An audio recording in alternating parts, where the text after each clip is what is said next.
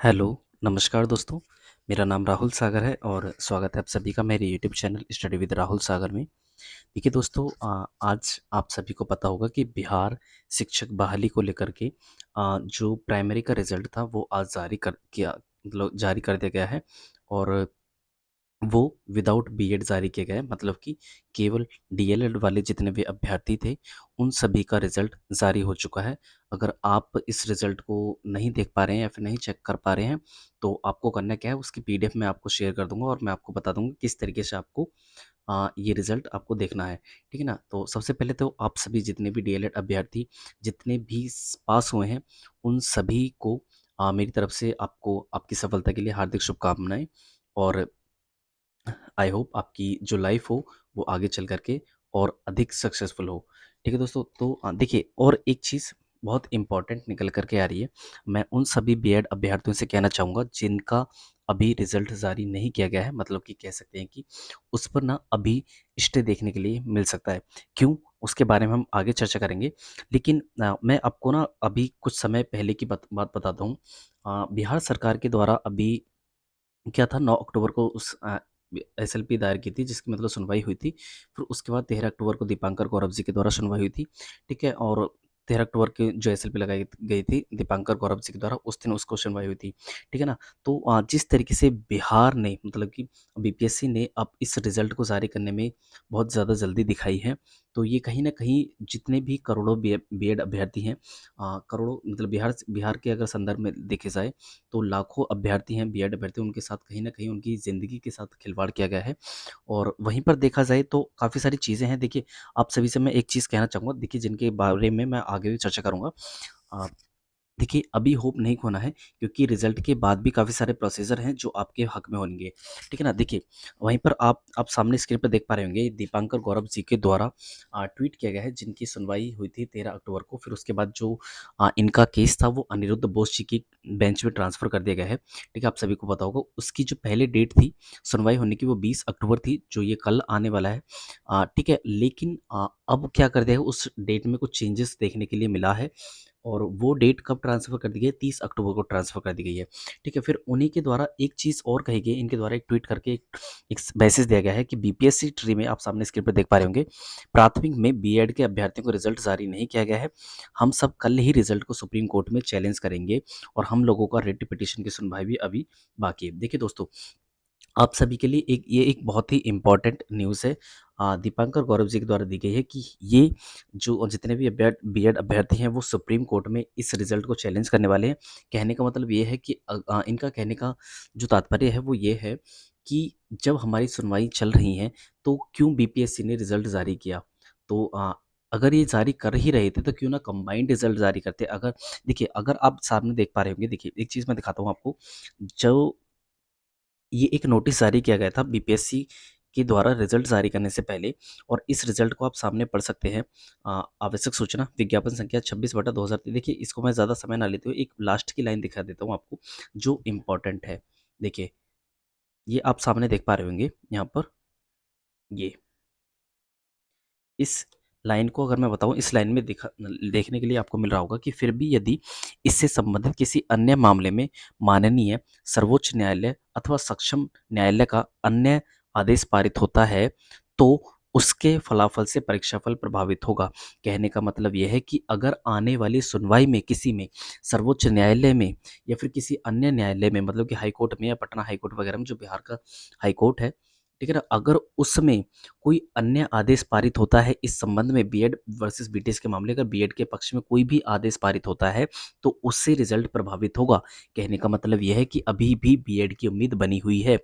हालांकि रिजल्ट जारी नहीं किया गया है बट चीज़ें अभी बाकी हैं।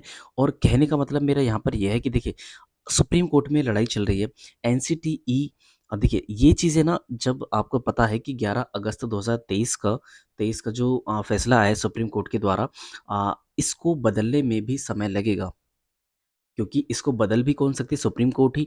और जो गलतियां एनसीटीई के द्वारा की गई हैं, जो गलतियां सरकार के द्वारा की गई हैं, इन सभी को बदलाव भी कब किया जा सकता है, इन सभी में बदलाव कब किया जा सकता है, जब ये चाहें। और ये चाहेंगे कब, जब हमारी संख्या में बल होगा, जब हम बहुसंख्य रूप में इन लोगों के सामने अपने पक्ष को रखेंगे। ठीक है दोस्तों, और एक चीज़ कहने का मेरा मतलब यहाँ पर ये है कि अगर देखिए, अभी ना काफ़ी सारी सुनवाई बाकी हैं। देखिए, एक तो कल मॉडिफ़िकेशन की सुनवाई है। कुछ चीज़ें कल क्लियर हो जाएँगी। हो सकता है कि मॉडिफ़िकेशन की जो सुनवाई है, वो भी आगे के लिए टल जाए। आगे के लिए टल जाने का मतलब मेरा ये है कि ये वो भी जो केस है, वो भी जहाँ तक भी है 99.99% चीज़ ये चीज़ देखने के लिए मिलेगी, जो ये सुनवाई है, वो भी अनिरुद्ध बोस जी की बेंच में ही जाएगी, क्योंकि जो पहले बेंच थी, वो भी सभी इस केस में पढ़ने से बच रही थी। ठीक है ना? आप सभी देख सकते हैं, क्योंकि वो काफ़ी सारे केस थे, वो जो अनिरुद्ध बोस जी के पहले जो 9 अक्टूबर को सुनवाई थी, वो भी अनिरुद्ध बोस जी के मतलब बिहार सरकार के द्वारा जो एसएलपी लगाई गई थी, वो भी उसमें भी जो जस्टिस एएस बोपन्ना जी थे, उनके द्वारा ये सलाह दी गई थी बिहार सरकार को कि हम इस केस को जस्टिस अनिरुद्ध बोस जी की बेंच में ट्रांसफ़र कर रहे हैं, क्योंकि उनको केस के बारे में इस केस के हर एक फैक्ट के बारे में जानकारी है। तो इस पर अच्छे से जो निर्णय है, वो ही सुना सकते हैं, और 11 अगस्त 2023 का जो निर्णय दिया गया, जो सुप्रीम कोर्ट ऑर्डर आया है, वो भी जस्टिस एएस बोपन्ना मतलब जस्टिस अनिरुद्ध बोस जी की बेंच के द्वारा ही दिया गया है। ठीक है, फिर वहीं पर बात करें, 13 अक्टूबर को तो ये केस ट्रांसफ़र कर ही दिया गया था दीपांकर गौरव जी का। तो संभवतः ये चीज़ें हो सकता है कि जो कल की सुनवाई है, उसको भी ट्रांसफ़र कर दिया जाएगा कहाँ पर, अ, जस्टिस अनिरुद्ध बोस जी की बेंच में। देखिए, अ, एक चीज़ साफ़ है, समय लगेगा। सुप्रीम कोर्ट का फैसला है, उसमें थोड़ा समय लगेगा चेंज होने में भी। चेंज नहीं, उसमें बदलाव संशोधन करने में भी। सुप्रीम कोर्ट का फैसला भी चेंज कौन कर सकता है? सुप्रीम कोर्ट ही कर सकता है। ठीक है, तो इसलिए थोड़ा समय लगेगा, क्योंकि सुप्रीम कोर्ट अपने आप में माननीय है। तो कहने का मतलब मेरा यहाँ पर ये थोड़ा समय लगेगा, उसमें ये 2-4 दिन की प्रोसेस नहीं है, उसमें थोड़ा समय लगेगा। और वहीं रही बात रिज़ल्ट होने की, देखिए रिज़ल्ट आने से आप सभी लोग ये कहेंगे कि व्यूज़ के लिए वीडियो बना रहे। देखिए, मेरा ऐसा कोई मकसद नहीं है। और देखिए, मेरा कहने का मतलब ये है कि जिस तरीके से बीएड के खिलाफ चीज़ें चल रही हैं, उनको कहीं न कहीं एक सांत्वना की ज़रूरत है। सांत्वना कहने का मतलब मेरा ये है कि अभी एक पॉज़िटिव चीज़ें ये निकल कर के आ रही हैं। देखिए, आप सामने स्क्रीन पर देख पा रहे होंगे। सबसे पहली चीज़ तो ये रिज़ल्ट में बीपीएससी के द्वारा ही खुद ये कहा गया है कि परीक्षा फल में मतलब अगर माननीय सुप्रीम कोर्ट के द्वारा या फिर पटना हाई कोर्ट के द्वारा, मतलब कोई भी अन्य न्यायालय के द्वारा, सक्षम न्यायालय के द्वारा अगर कोई भी आदेश पारित होता है, तो उससे परीक्षाफल प्रभावित होगा। तो कहने का मतलब ये है कि इसको फाइनल डिसाइड मत कीजिए। तो और ना ही ये मानिए कि बीएड अभी बाहर हो चुका है बिहार से। तो अभी चीज़ें बाकी हैं, सुप्रीम कोर्ट की सुनवाई पर बाकी हैं, और ये जो फैसला गया है अनिरुद्ध बोस जी की बेंच में, तो इस चीज़ को क्लियर अनिरुद्ध बोस जी ही कर पाएंगे कि जो 11 अगस्त 2023 का जो कोर्ट ऑर्डर आया है, उसको कब से लागू करना है, प्रोस्पेक्टिव तरीके से लागू करना है या फिर रेट्रोस्पेक्टिव तरीके से लागू करना है। तो देखिए दोस्तों, आप सभी से मेरी ये रिक्वेस्ट है, जितने भी बीएड अभ्यर्थी हैं, थोड़ा अभी निराश होने की ज़रूरत नहीं है। और देखिए, थोड़ा सब्र बना करके रखिए, कहने का मतलब मेरा ये है। और चीज़ें सुधरेंगी।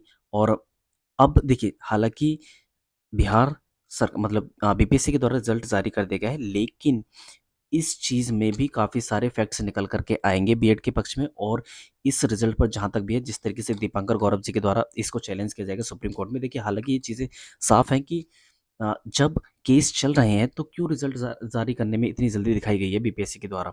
चीज़ें अभी हालाँकि चीज़ें विपरीत हैं, बट चीज़ें सुधरने के लिए थोड़ा समय लगेगा, थोड़ा वक़्त लगेगा। और इस सभी चीज़ में आपके सपोर्ट की, जितने भी बीएड सपोर्ट्स हैं, जितने भी बीएड अभ्यर्थी हैं, उनको अ, उनकी ज़रूरत है हमें, थोड़ा सपोर्ट करने की कोशिश कीजिए और थोड़ा निराश नहीं होइए, और चीज़ें सुधरेंगी। ठीक है ना? तो चलिए दोस्तों, यही थी हमारी आज की वीडियो। मैं इस बारे में वीडियो नहीं लाना चाहता था, क्योंकि मुझे भी थोड़ा दुःख हुआ था आज की न्यूज़ को सुन कर के। लेकिन देखिए, थोड़ा जो पॉज़िटिव न्यूज़ निकल कर के यही आ रही है कि इस रिज़ल्ट को चैलेंज किया जाएगा, हर तरीके से चैलेंज किया जाएगा। और रही बात वहीं पर, देखिए ये जो मेन फैसला होगा ना, वो जस्टिस अनिरुद्ध बोस जी की बेंच में ही होगा। ठीक है? जो 30 अक्टूबर को सुनवाई होने वाली है, उसमें काफ़ी सारी चीज़ें क्लियर होने वाली हैं। चाहे वो बीपीएससी हो, चाहे वो एमपी हो, चाहे वो केवीएस हो, या फिर 69,000 भर्ती वाला मामला हो।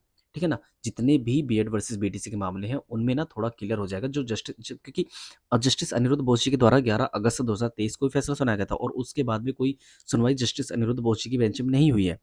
ठीक है ना? समझ सकते हैं। तो अभी थोड़ा सब्र करने की ज़रूरत है। और देखिए, हालाँकि आप सभी के मन में काफ़ी सारे विचार चल रहे होंगे। देखिए दोस्तों, थोड़ा ना सब्र बना कर के रखने की ज़रूरत है। प्लीज़ थोड़ा सब्र बना कर के रखिए, चीज़ें सुधरेंगी।